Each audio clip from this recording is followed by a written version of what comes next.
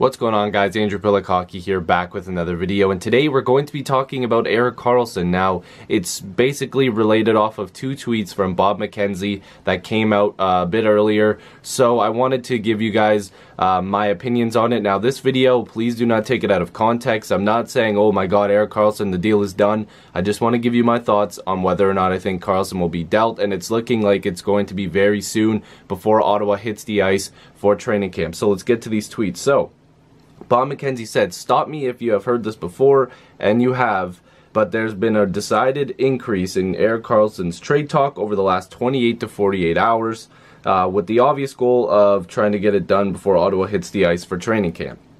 He said, I would almost be tempted to say it's close, but the problem with that is I suspect it's been this close, but the problem with that is I suspect it's been this close or even closer in the past, and it obviously didn't get done then. So let's just wait and see if this indeed is the real thing. So everybody is kind of on the same page as Bob McKenzie. Sorry, I'm just checking Twitter as well, because you never know if something could come out like literally the second I'm recording. So it looks as though the Erik Karlsson saga has another chapter in it, and the fact that it might be almost done, that Erik Karlsson might be getting traded very soon.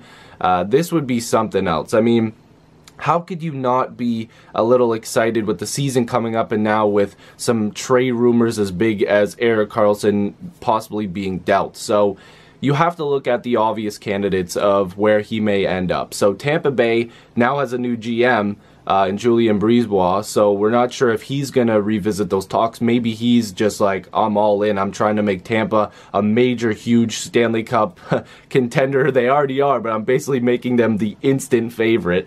So they might be involved. You have to look at Dallas, who has kicked tires on him.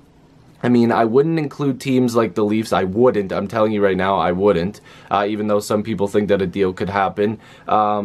I'm also going to take Colorado out of there, because I think some people have said that they think they might be involved in it. You have to look at Vegas, who's an obvious target. A lot of people have said they may be a team that goes after him. So there are a handful of other teams I feel like that have kicked tires. I mean, we heard Vancouver at one point. I would take them out of there as well. And I'm not sure if this means that Bobby Ryan is attached to him as well. We hear the rumors all the time that for a deal to get done for Erik Karlsson, that it would have to include Bobby Ryan. And if that's the case, you're probably leaning to more towards Vegas because of cap, restraints for other teams, especially Tampa. If Bobby Ryan's attached to the deal, I'm pretty sure that gets rid of the deal with Tampa, unless there's some sort of third team. And that's another thing that you have to consider here. This might take a third team to get done.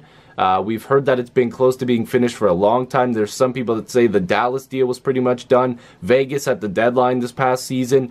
Tampa, we all thought that deal was done 2 or 3 times. So even though I'm making this video and it's like, oh, I've done this before where I'm like, oh my god, a deal could happen, I just want to give you guys my thoughts, because there is a possibility that Erik Karlsson could be dealt. If I was to take a guess, I'm going to say Vegas. I feel like they've really ramped up the fact that they want to be back where they were in the Stanley Cup Finals. I can't believe I'm even saying that. After one season of them being in the NHL, they proved that they belong. They picked up Max Pacioretty in a pretty decent deal. They did give up quite a bit, but they still have so much that they can give up because of the fact that they have all those picks from making trades for the expansion draft. They have some pretty decent young pieces.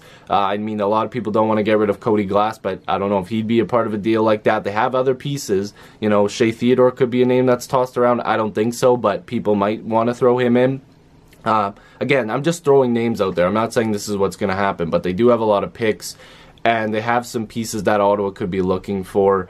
And a lot of people are saying, well, you're going to have to get roster players, all this stuff like that. If you listen to what Ottawa has been saying, if you look at what it is, Ottawa is building for the future. Obviously, every team would love to be like, okay, I'm going to make a trade for a major star, and I'm going to get instant help right now. We're going to go back to the playoffs.